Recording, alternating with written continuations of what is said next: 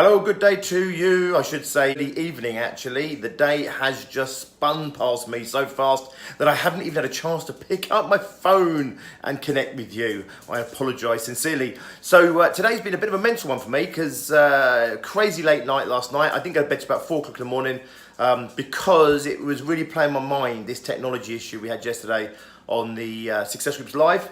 And I couldn't sleep before I'd resolved it. I think you know that feeling.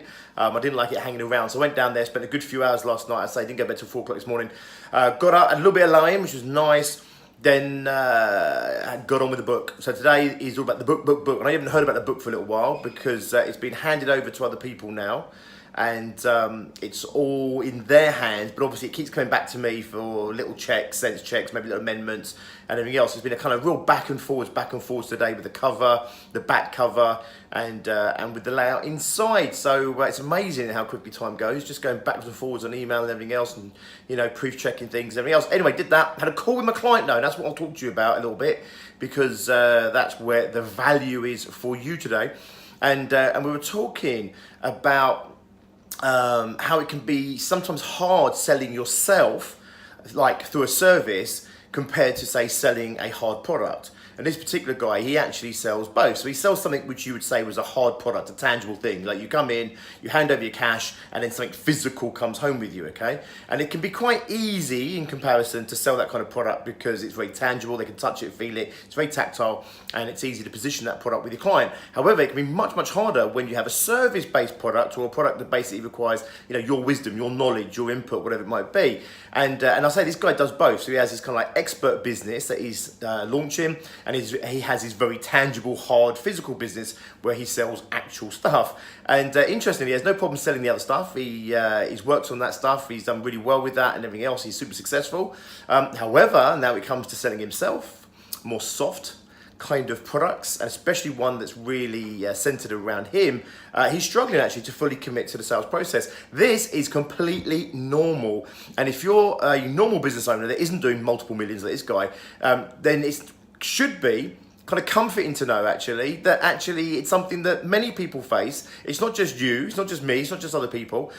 This guy's super successful, but he's struggling a little bit, not a lot, just he's conscious, he's holding himself back a little bit on the sales process and putting himself out there because it's him. Now he didn't know really what was going on, so I said to him, it's really, really simple. You know the known. We're now going into the unknown. The unknown is going into the expert arena and selling your time, your knowledge and everything else, and that's a very different product. The product you sell day to day, that's a very tangible product. This one isn't. This is based on perception. This new product is based on how your customers feel and everything else. And there's a gap there, you know? And when you go into the unknown, you naturally go into potentially a fear place. At the very least, you tend to go into doubt, and that doubt can hold you back and slow you down. Evolutionary speaking, doubt was there not to make us run away and flee. That was what fear was there for. Doubt is there to slow you down, take in the information around you, weigh everything up a little bit more. And to do that, you need a bit more time, a bit slower.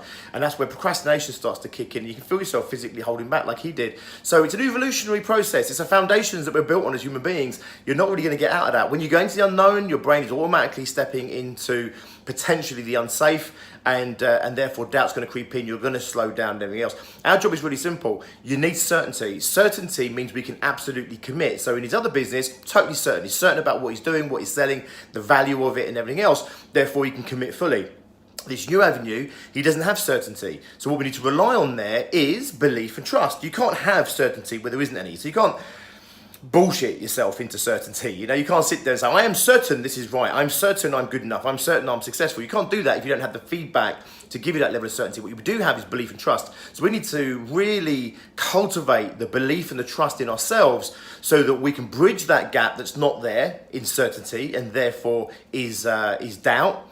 And then we start to get the feedback, and we need to make sure that we take time to truly acknowledge the feedback that's coming back to us to let us know we're doing the right things, we're on the right tracks and everything else. Depending on the level of fear you're having or doubt you're having would depend on how softly you take this. So this guy's just holding back a little bit.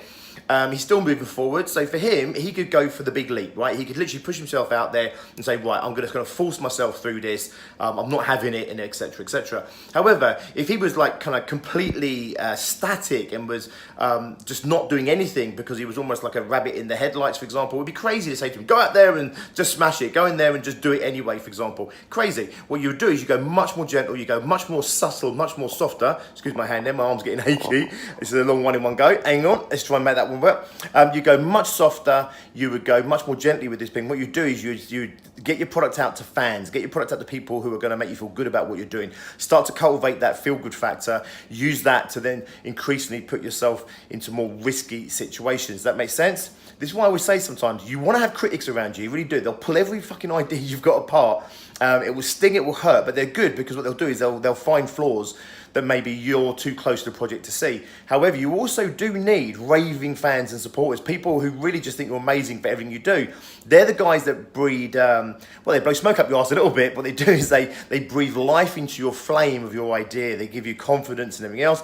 And you can use that then to go out there increasingly towards potentially your critics. Does this make sense? I hope it does. We've got one big massive video today because I've left it too late in the day. So if you're a service-based business, and a lot of you are, I know that for sure, understand it's completely normal to hold back from selling yourself and putting yourself out there because it's you and it's your product and it can feel uncomfortable.